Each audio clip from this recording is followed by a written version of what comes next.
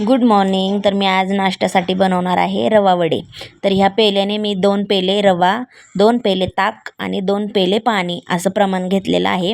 तर गरम कढई ठेवली मी करायला आणि त्यामध्ये मोहरी आणि कढीपत्ता टाकून दिला. त्यामध्ये ताक पाणी मिश्रण केलेलं त्यात टाकून दिलं आणि त्यात मी मीठ घालून घेतलं आणि थोडीशी उकळी आली की लगेच मी रवा त्यात टाकून दिला. गुठळ्या होणार नाहीत असं हलवून घ्यायचं पटकन एकदम. आणि मी ते हलवून घेतलं आणि असं पूर्ण मिक्स करून घेतलं आणि थंड झालं एका ताटात काढून घेतलं. ते थंड करून घ्यायचं आणि त्याचे मी असे वडे बनवले आणि असे वडे बनवून मी ते लगेच तळून घेतले मस्त आणि शरू पिऊला पहिलं खायला दिलं. म्हणलं कसे झाले सांगा.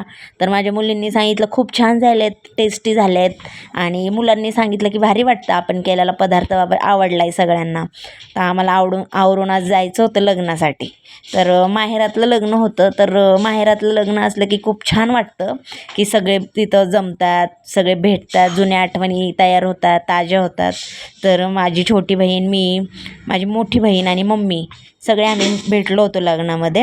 आणि लग्नाचं हे सेटअप खूप छान होतं, तिथं केलेलं होतं डेकोरेशन असं. आणि संजूची मैत्रीण होती ती लहानपणाची, तर ती आम्ही असं एकत्रच खेळवलं, लहान मोठं असं काही नव्हतं लहानपणी.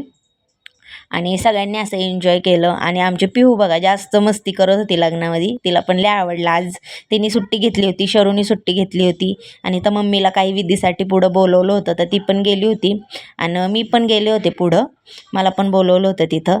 तर छान नवरा नवरी खूप छान दिसत होते आणि आम्ही तिथं जेवण छान केलं लग्नामध्ये, सगळे भेटलो आणि थोडं बाहेर आलो, फोटोशूट वगैरे केलं. मी पण थोडंसं वॉक करून घेतला आणि आज दिवस खूप दमण्यात गेला, दिवस अख्खा लग्नात गेला. घरी आलो त्यानंतर शरूचं काही प्रोजेक्ट करायचं होतं तर ते करून घेतलं आणि संध्याकाळी स्वयंपाक केला.